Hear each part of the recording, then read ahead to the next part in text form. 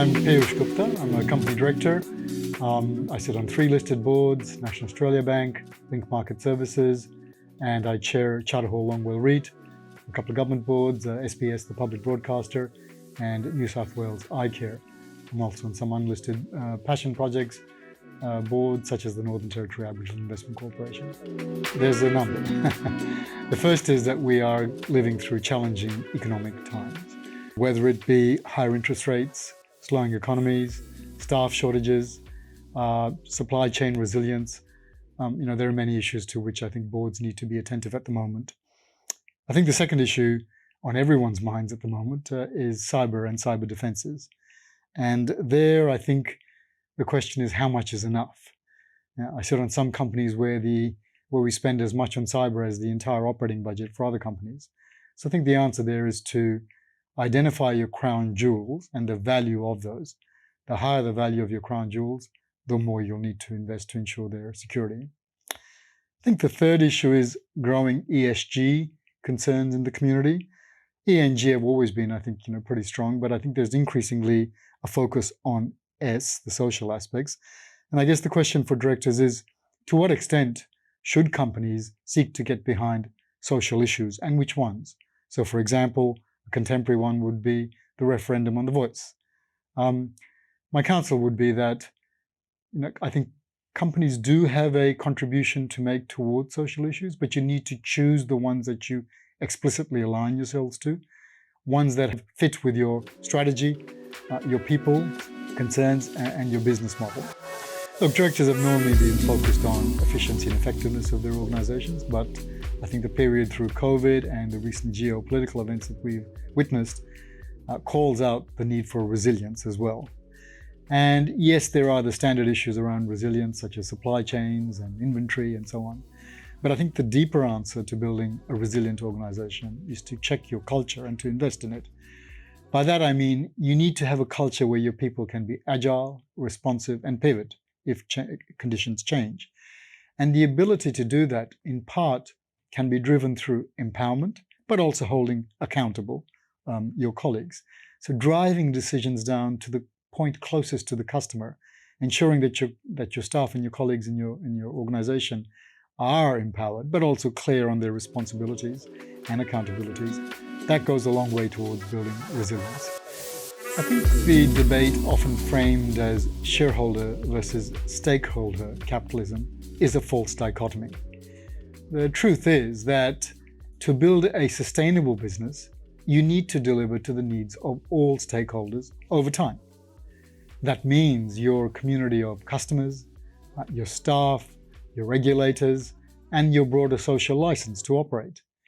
So that is why I think directors need to be attentive to ensure that the emerging and changing needs of those different groups are met over time.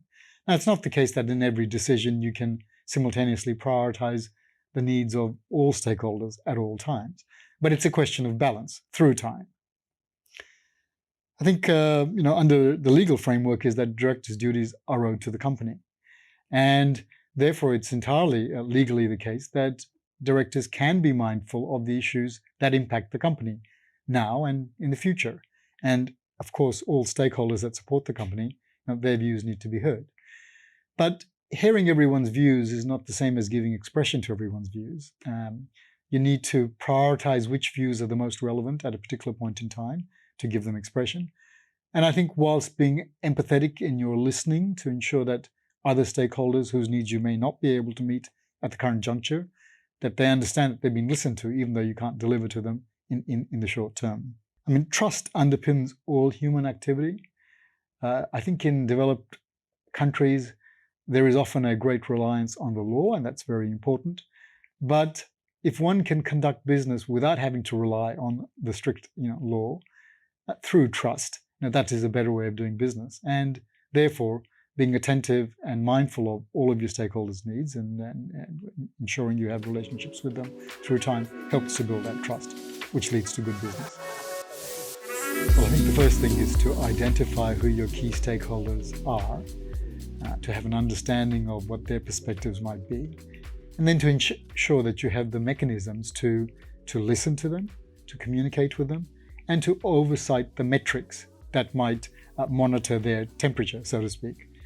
So whether it's voice of customer, whether it's NPS scores, whether it's key correspondence from regulators that comes to the board, all of those active listening things. But I also think it's quite important for board directors to not only pay attention to the data that's presented to them in board packs, but to reach out and engage with the broader community and broader stakeholders, direct, face-to-face, through reading, etc., to monitor the mood and temperature of the community, so to speak. Walkabouts internally are great ways of doing that. Meeting with key customers over time is a great way of doing that. Certainly regulator meetings are important.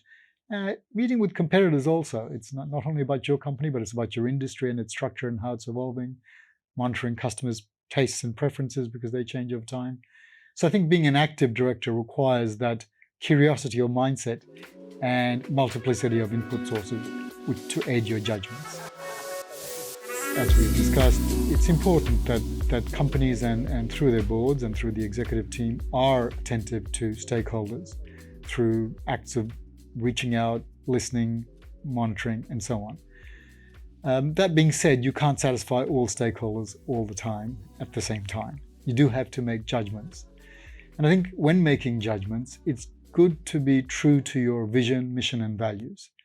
I think people respect individuals and they respect companies that can point to their purpose and where they wish to go and how they wish to behave in reinforcing any decisions that they may need to make.